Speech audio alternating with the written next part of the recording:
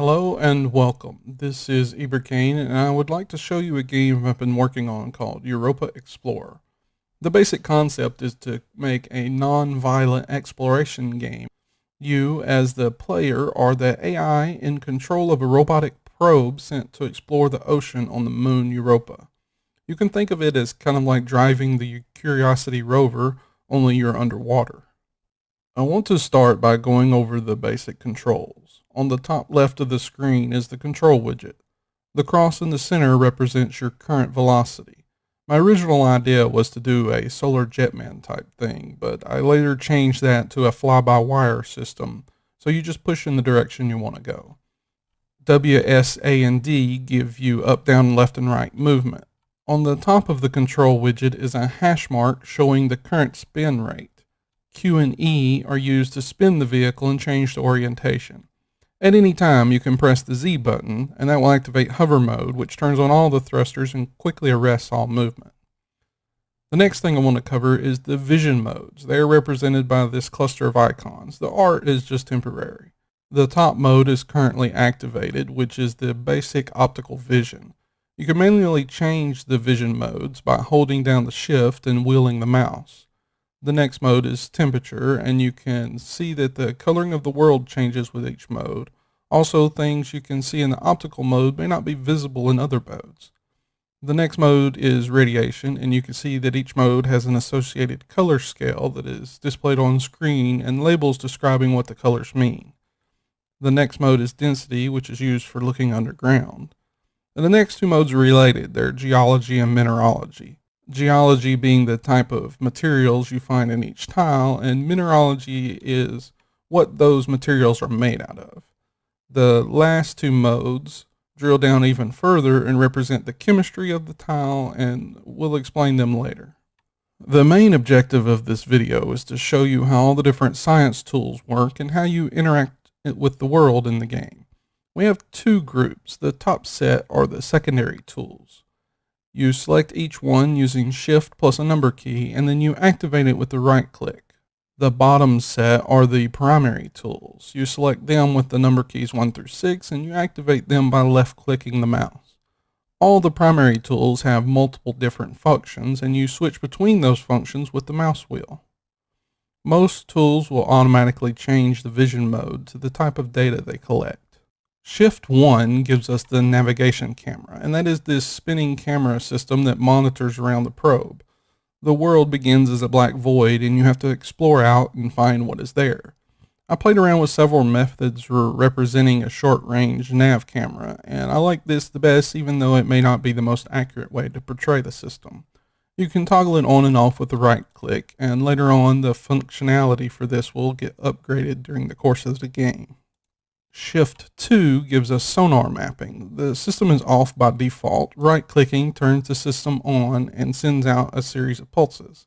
When the pulses hit something, they bounce back. They will fade out over time, but they have a much longer range than any of your optical vision.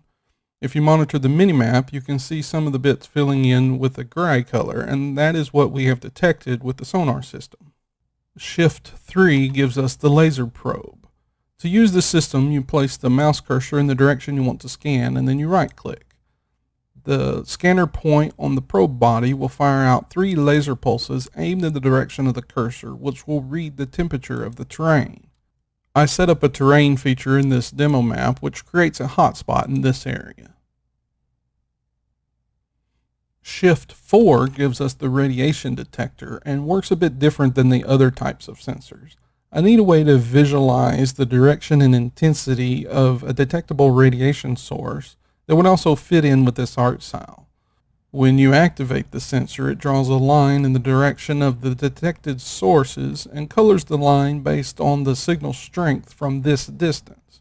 Depending on the type of radiation signals, they may get stronger as you get closer, or they may be relatively the same over a great distance. Number 1 activates the main optical camera, which is mounted at the front tip of the probe. You can switch modes with the mouse wheel, and they represent different lens configurations.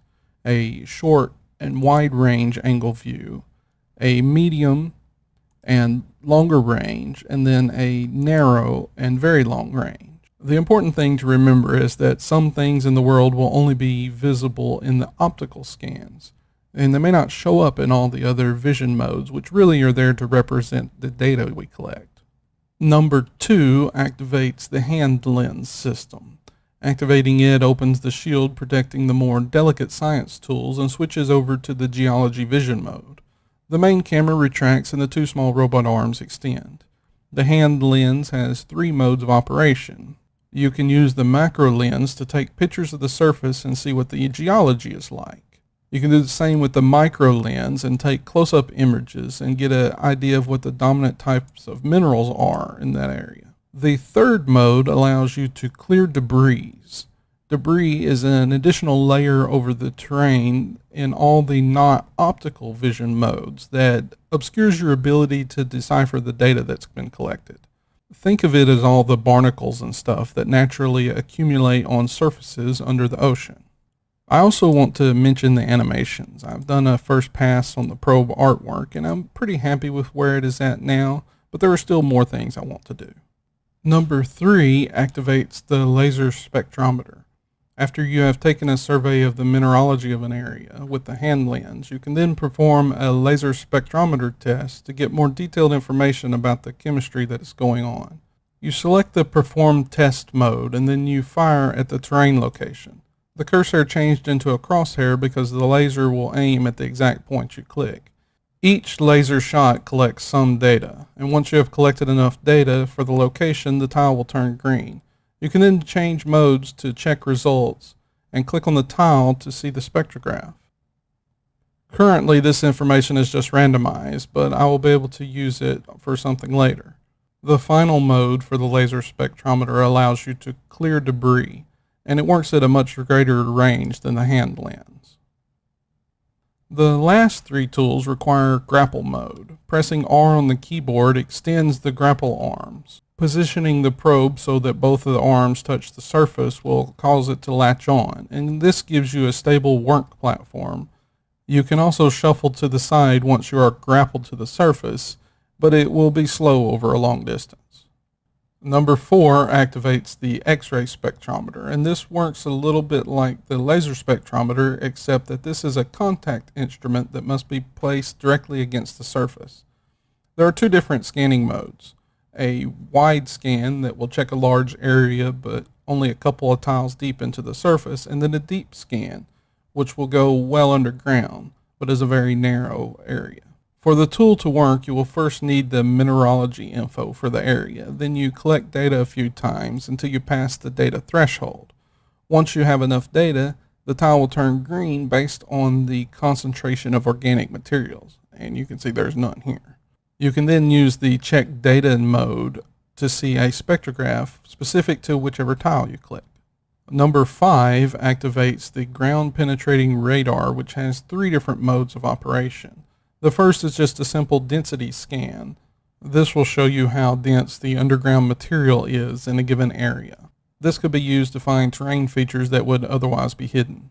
The second mode is used to reveal the subsurface temperature of an area. This may be a little unrealistic, but the game is going to be set 40 years in the future, so someone could figure that out. The final mode detects the subsurface geology, but is partially obstructed by a shadow layer.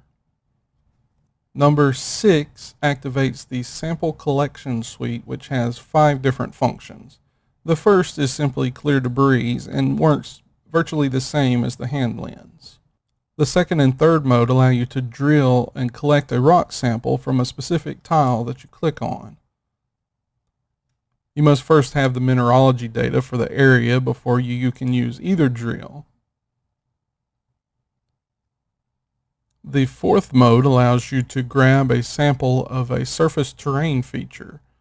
All you do is grapple to the surface near something interesting and then click on it. A little robot arm will extend and attempt to grab a piece. The final mode allows you to pick up materials off the surface. Think of these as large chunks of rock or ore, and you will be able to interact with them later back at the home base. The last thing I want to mention is the music that I have planned. I used to play guitar a little bit, and I'm going to try to put those skills to use for this project. The plan is to do a kind of spacey, psychedelic soundtrack.